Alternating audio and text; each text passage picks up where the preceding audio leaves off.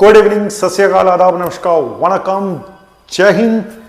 कैसे दोस्तों, मैं हूं आपका अपना डॉक्टर नवनीत कालरा और आज एक ऐसा टॉपिक लेकर आया हूं जो बहुत लोग जानना चाहते हैं, क्योंकि एक ऐसी बीमारी है जो लोग छुपाते हैं और बताते नहीं हैं। सब लोग जानना चाहते हैं कि आखिर डिप्रेशन की सबसे अच्छी दवा कौन सी है, बेस्ट मेडिसिन कौन सी है डिप्रेशन की। बहुत सारे लोग ये जानना चाहते हैं क्योंकि दवाइयाँ ज़्यादातर लोगों को सूट नहीं करती हैं। तो बने रहिए मेरे साथ, आपके डिप्रेशन को भगाने के लिए मैं यूं गया और यूं आया।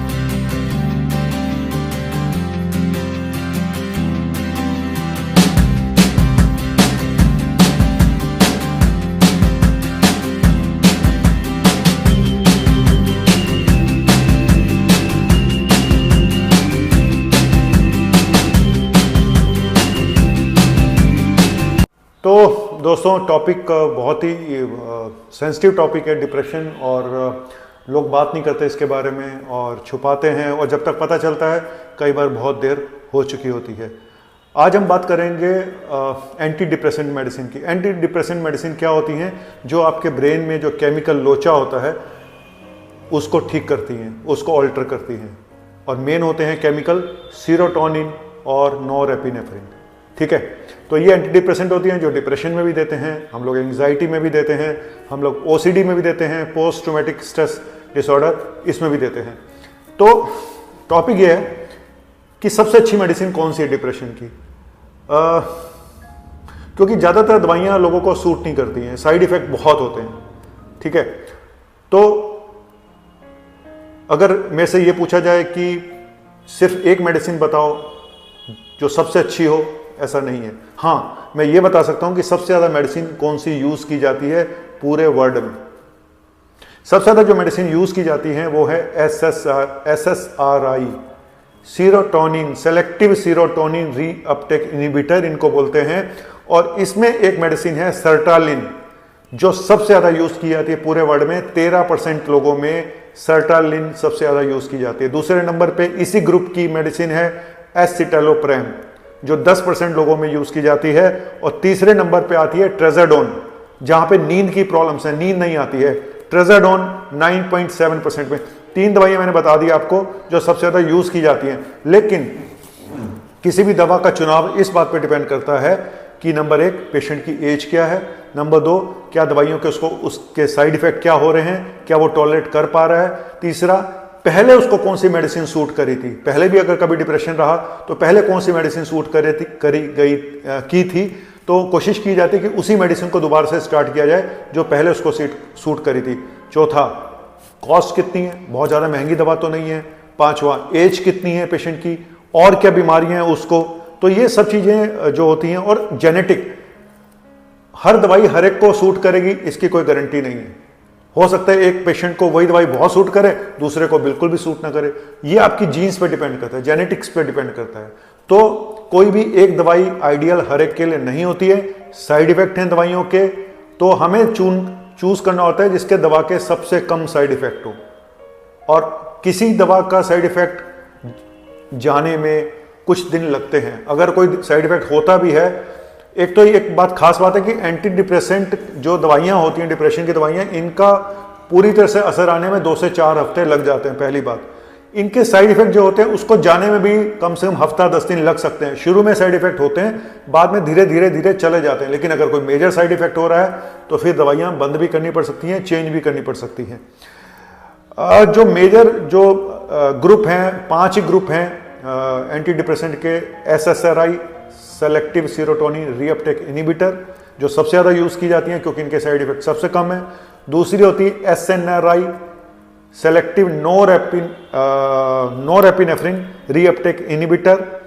तीसरे नंबर पे आती है ट्राइसाइक्लिक एंटी डिप्रेसेंट। चौथे नंबर पे एटिपिकल एंटीसाइकोटिक, और पांचवें पे मोनोअमीन ऑक्सीडेज इनहिबिटर।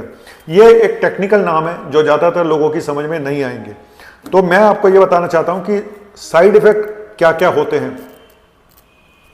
कुछ जो जूनियर डॉक्टर्स हैं, कुछ डॉक्टर्स जो जनरल प्रैक्टिशनर हैं, जो अपने आप एंटी डिप्रेशन शुरू कर देते हैं।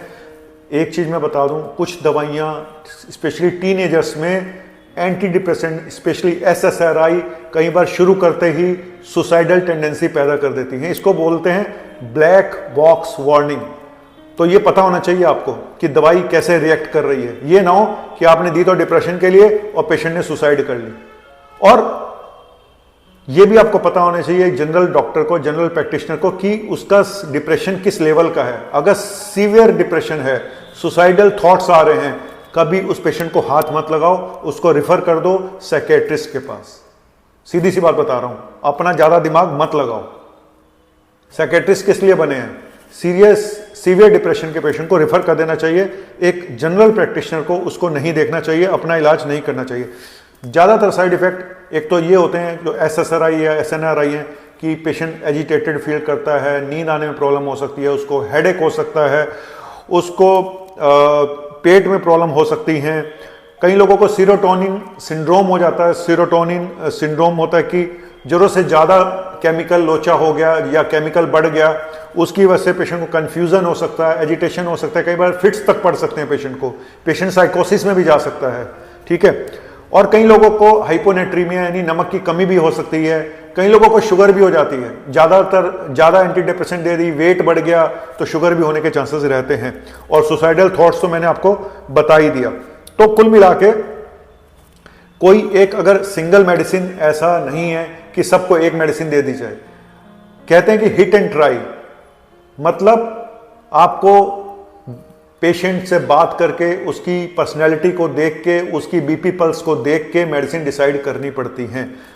ज़्यादातर दवाइयाँ जो होती हैं जैसे SSRI, SNRI, ज़्यादातर तो बीपी पल्स पे बहुत ज़्यादा फर्क नहीं डालती हैं, लेकिन एक दो मेडिसिन है जो बीपी बढ़ा भी सकती हैं, जैसे एटिपिकल एंटी डिप्रेसेंट है बिप्रोपियोन, बीपी बढ़ा भी सकती है।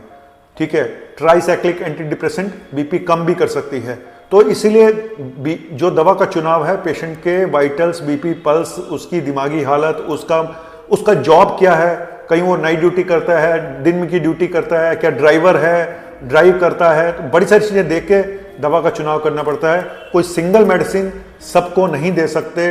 किसी को कोई मेडिसिन सूट करती है, कईयों को एक मेडिसिन सूट करती है तो पूरी तरह से नहीं सूट करती, तो हमें कॉम्बिनेशन में और दवाइयाँ ऐड करनी पड़ती हैं। ठीक है। तो ये था एक छोटा सा टॉपिक कि बेस्ट मेडिसिन कौन सी है। और सबसे बड़े साइड इफेक्ट दो हैं एंटी डिप्रेसेंट के, जिसकी वजह से लोग इसको छोड़ देते हैं।